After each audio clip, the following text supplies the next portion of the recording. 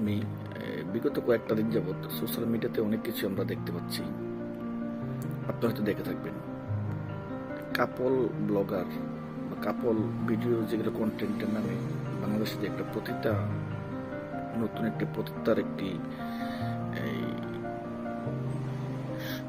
কি বলবো এটাকে, আমি বুঝতে পারতেছি না কোন ভাষাতে বললে আপনারা সহজভাবে নেবেন।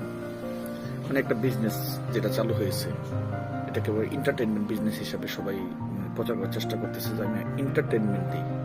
আর ভাই, আপনাদেরকে এন্টারটেনমেন্ট দেওয়ার জন্য তো কেউ বলে নাই।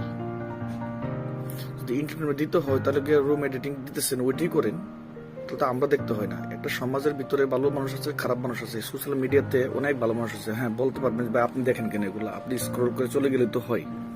আর ভাই চোখের সামনে পড়লে আমরা তো মানুষ, আমাদের তো